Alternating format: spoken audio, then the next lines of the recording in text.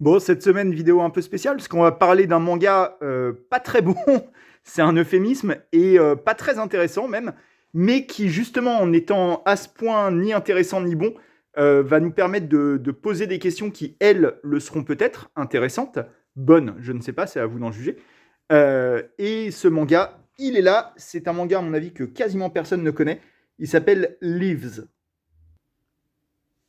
C'est un manga de Masayuki Taguchi, un auteur pas très connu, qui à la rigueur est un peu plus connu pour une série qui s'appelle Black Joke, qui a deux trois critiques positives sur Internet. Alors c'est pas très connu non plus hein, en réalité, mais c'est un peu plus connu que Leaves.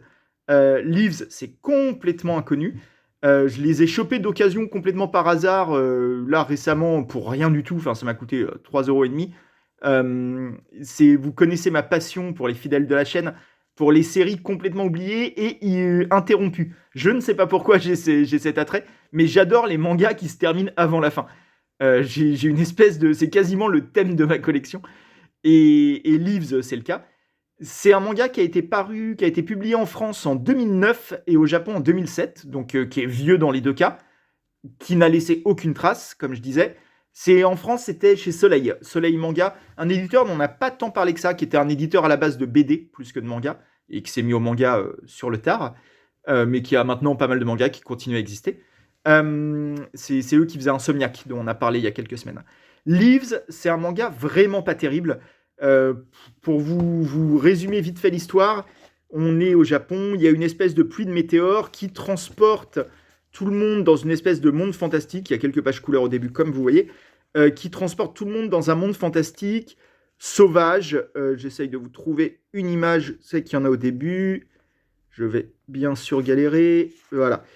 Là, vous voyez, ça commence avec une espèce de girl band d'idols japonaises qui étaient en train de faire un concert et qui d'un coup sont transportés en plein milieu de ce territoire qui ressemble à une espèce de jungle, dans lequel va y avoir des massacres, comme vous le voyez, et dans lequel les gens vont se transformer en créatures monstrueuses. Là, c'est l'agent, le manager du groupe qui se transforme comme ça et qui essaye de manger la chanteuse phare. Et tout le monde se transforme plus ou moins en animaux. Et on va, enfin en animaux, en créatures monstrueuses. Et on va suivre plusieurs personnages dans une narration très éclatée. En fait, le gros du récit est une espèce de flashback qu'un personnage raconte à l'autre pour expliquer la situation et pour expliquer le passé de certains personnages et le parcours qu'ils ont fait pour en arriver jusque-là. Ce qui donne une impression bizarre que l'ensemble du récit de ces deux mangas est en fait une intro pour une série qui n'a jamais existé, parce que le manga a été annulé au bout du deuxième tome, et pas que en France, hein, au Japon également. Euh, et donc ça fait que là, on a dans les deux mangas, on a une intro qui vaut ce qu'elle vaut, c'est-à-dire pas grand-chose, mais qui à la rigueur, si la série avait continué, pourquoi pas ça aurait pas, à mon avis, ça serait peut-être pas devenu une très grande série, mais en l'état, c'est même pas. Enfin là, vu que c'est l'intégralité de la série, ça rime quasiment à rien. On n'en apprend quasiment rien sur ce monde, on ne sait pas pourquoi, comment les gens ont été transportés là, pourquoi ils se transforment en monstres. Même les personnages, les quelques personnages qui sont introduits dans ces deux tomes sont quand même pas très intéressants. Il y a deux, trois mystères autour d'eux, pareil, qui sont pas trop expliqués.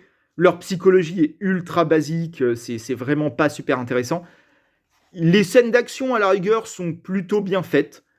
C'est pas mal fait. Les dessins, je dirais pas, ce serait beaucoup de dire un charme, mais en tout cas, je trouve que Masayuki Taguchi, l'auteur, n'est pas mauvais. C'est pas un mauvais dessinateur. Hop, il y a un peu de nudité, je suis aux mauvaises pages. C'est pas un mauvais dessinateur. Vous voyez, il y a des cases comme ça qui sont plutôt sympas quand même. Mais c'est pas la dinguerie non plus. On va pas le relire pour le plaisir des dessins. Hein. Euh, et voilà, globalement, j'ai rien de plus à dire. Ça laisse énormément sur sa fin, évidemment. Enfin, ça laisse sur sa fin. Encore faut-il s'intéresser à l'histoire. Comme elle n'est pas très intéressante, en vrai, ça laisse pas tant que ça sur la fin. C'est-à-dire que juste, bon, ben, on a compris que l'histoire n'est pas terminée, et puis ça s'arrête là, quoi. C'est une petite curiosité. Donc je voulais, alors avec tout ce que je vous dis pour vous dire que c'est un manga pas très intéressant, Vous vous demandez peut-être pourquoi je lui consacre une vidéo. Je me le demande un petit peu aussi. Mais je pense que d'une part, il y a un peu la philosophie que j'ai derrière certaines de mes vidéos sur des titres très secondaires comme ça, qui est, je vais reprendre le premier qui a peut-être moins de nudité, le deuxième pose problème pour YouTube, je pense. C'est pas érotique ni rien, mais il y a un petit côté etchi sur certaines scènes. Et ouais, certaines de mes vidéos, en fait, j'aime bien l'idée de garder une trace de ces mangas qui ont été complètement oubliés, qui sont passés à la trappe complète de l'histoire du manga. Et en fait, il n'y a pas grand-chose à dire sur Leaves ou sur d'autres titres dont j'ai pu parler dans des vidéos, mais j'aime bien que ce soit pas complètement oublié, de laisser une trace là-dessus, de dire qu'ils ont existé, parce que derrière, il y a quand même des auteurs qui ont voulu faire quelque chose. Alors peut-être que c'est... J'ignore tout de Leaves, je ne sais pas à quel point c'était une œuvre importante pour l'auteur ou pas. J'en doute un peu, pour être honnête, mais je ne sais pas. En fait, il y a plein de choses contradictoires. C'est-à-dire qu'on pourrait estimer que c'est un produit commercial qui a été commandé par un magazine, mais comme il a été annulé très vite, c'est un produit commercial qui n'a pas marché non plus. Donc on est sur un truc un peu bâtard d'une série qui a été faite quand même. Il y a un mec qui s'est assis à sa table de dessin et qui pendant des jours et des jours, des semaines, a dessiné cette histoire. Ça me paraît impossible qu'il ne se soit pas un petit peu attaché, au moins en surface, au moins le temps de la faire. Et je trouve ça intéressant quand même de lui rendre hommage, entre guillemets, de rendre hommage aux quelques efforts qu'il a fait. Vous voyez, les dessins sont pas dégueux quand même. Et donc oui, il y a déjà ça, il y a un côté archivage, surtout sur des séries comme ça qui sont oubliées, qui n'ont pas eu de conclusion, tout ça me paraît intéressant. Et en plus, ça me paraît intéressant, Leaves, pour ouvrir quelques questions sur les œuvres ratées, les œuvres qui n'ont pas marché. Pourquoi elles existent, pourquoi elles ont été publiées, qu'est-ce qui s'est passé dans la tête des éditeurs japonais au moment de publier cette histoire qui, honnêtement, dès les premières pages, n'est pas ouf, quoi. Je pense pas que quiconque dans le bureau de l'éditeur s'est dit que ça allait être la future grande série. Vous voyez ce que je veux dire? Et c'est pas non plus une série très personnelle, c'est pas non plus un manga d'auteur, vous voyez, avec une vision sur le monde. On est sur un produit d'exploitation, une volonté de shonen, d'action un peu gore, très lambda, mais qui est même pas très bien. Donc en fait, pourquoi l'éditeur a voulu le publier? C'est un vrai mystère auquel j'ai pas la réponse, et qui se multiplie, je trouve, quand on se pose la question de l'éditeur français. C'est-à-dire pourquoi l'éditeur français Soleil a acheté les droits de cette série. Série qui était déjà, donc en 2007, je dis, ça a été publié au Japon, en 2009 en France. C'est-à-dire qu'en 2009, ils devaient déjà savoir que la série n'aurait jamais de conclusion. Ils avaient l'intégralité de la série sous la main, ces 2 tomes. Ils pouvaient voir que c'était pas terrible. Pourquoi ils l'ont acheté? Quelle est la stratégie derrière ça? Et c'est une vraie question. Je ne sais pas pourquoi ils ont fait ça. Pourquoi ils se sont dit qu'il fallait cette licence à leur catalogue? Est-ce que c'était pour remplir le catalogue? Est-ce qu'ils se sont dit que même si c'était pas terrible, ça pouvait faire assez de ventes, vous voyez, avec la fille à moitié nue sur la couverture? Sur un malentendu, on pouvait en vendre quelques-uns. Peut-être que c'est ça. Peut-être que, parce que, donc, comme je vous le dis, moi je travaille, j'écris des livres, donc je connais le monde de l'édition également, j'écris des romans, moi, dans mon cas, et je vois comment ça se passe. Et en fait, le seuil de rentabilité dans le monde de l'édition est assez bas. C'est-à-dire que la plupart des éditeurs, ils ne cherchent pas le prochain Marc Lévy en littérature ou le prochain Naruto en manga. Ils cherchent en fait des titres qui peuvent garder une ligne de flottaison, qui peuvent se vendre pile assez pour être rentables. Ils ne demandent pas plus en réalité, les éditeurs. Ils demandent de rentrer dans leurs frais et de pouvoir ainsi continuer à mener leur bateau économique, qui est souvent un bateau qui repose sur beaucoup d'aides d'État, parce que le monde de l'édition marche beaucoup avec des subventions, des choses comme ça. Et sur des gros éditeurs comme Soleil, c'est un très gros éditeur de BD, pas de manga, mais de BD. Je pense que c'est des éditeurs qui ont tout un tas de montages économiques. Quand je dis montage, ça ne veut pas dire illégaux, mais c'est-à-dire que leur façon de faire des séries rentables, d'avoir un catalogue rentable, repose plus sur le volume que sur des séries qui vont se vendre énormément. Et c'est toute une mécanique, notamment qui a à voir, je ne sais pas si vous connaissez cette idée, mais que les éditeurs, quand ils livrent les libraires ne leur renvoient les livres qu'1 mois après. 3 mois après même, je crois que c'est 3 mois après. Et en fait, au moment, donc c'est les invendus qui leur renvoient 3 mois après. Et là, l'éditeur va devoir rembourser les invendus, si vous voulez.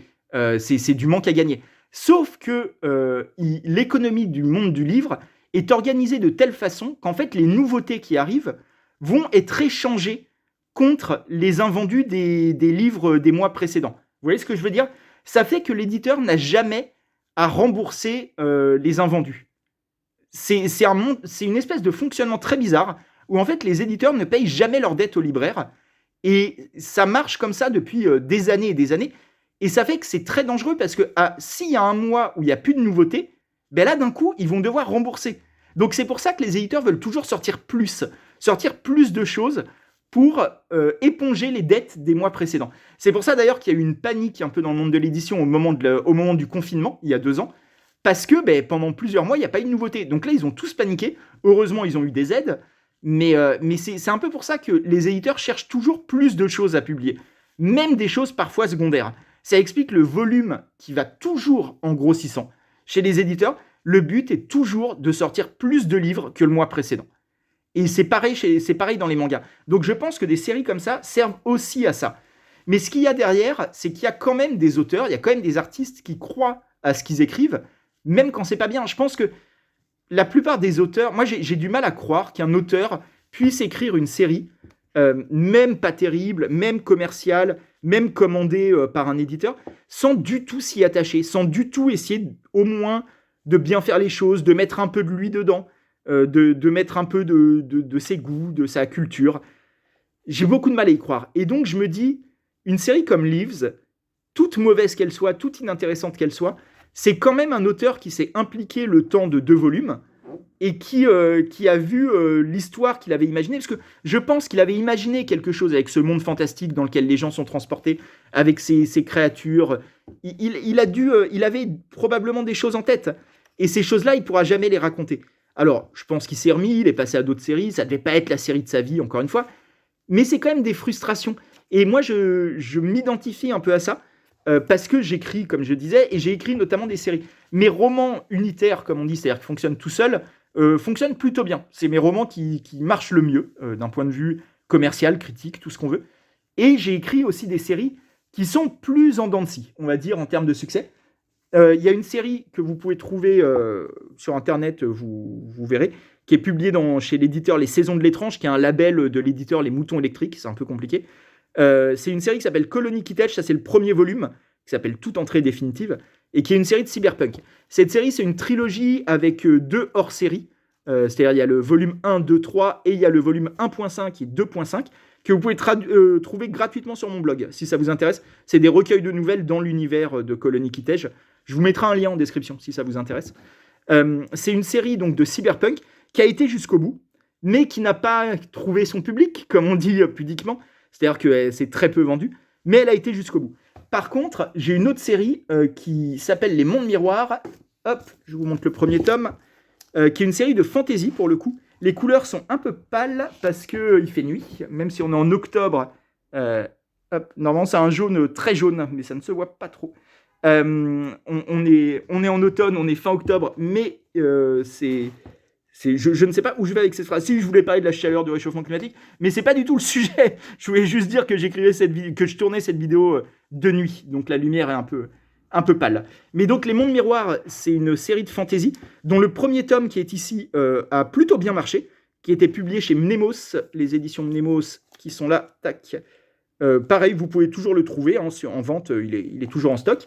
Il y a eu un deuxième tome ensuite qui s'appelait L'Ombre des Arches, donc qui est Les Mondes Miroirs tome 2, qui lui a beaucoup moins bien marché, pour des raisons indépendantes de ma volonté, va-t-on dire, sur lesquelles j'ai pas envie de revenir, mais voilà, il y a eu très peu de com, L'Ombre des Arches a très peu marché, ce qui fait que la série s'arrête un peu d'un point de vue commercial. L'éditeur veut pas rempiler pour un 3e tome qui sera pas rentable, parce que personne n'a lu le 2e, et donc personne n'achètera le 3e.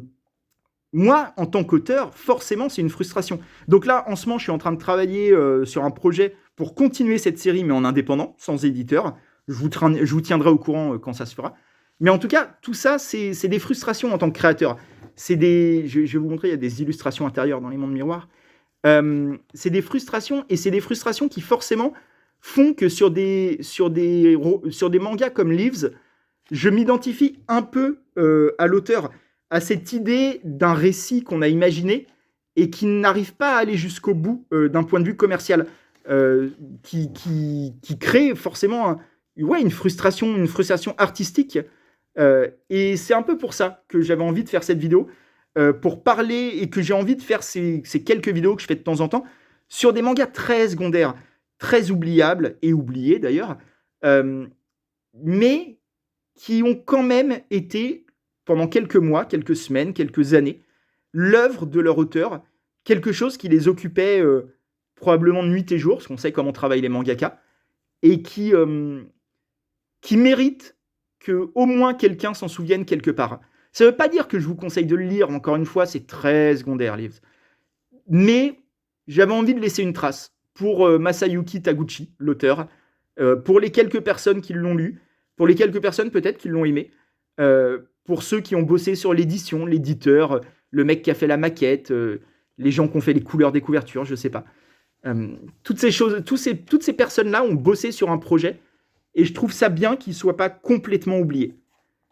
Parce que c'est un projet, tout commercial qu'il soit, tout mauvais qu'il soit, tout oubliable qu'il soit, est toujours une partie de vie pour ces auteurs. Donc, je voulais vous parler de Leaves. Aujourd'hui, c'est fait. On se retrouve la semaine prochaine pour un autre manga assez secondaire, mais quand même meilleur que Leaves. Je vous en laisse la surprise, c'est une nouveauté. Et je vous dis donc à la semaine prochaine. Bon week-end à tous, prenez soin de vous. Ciao!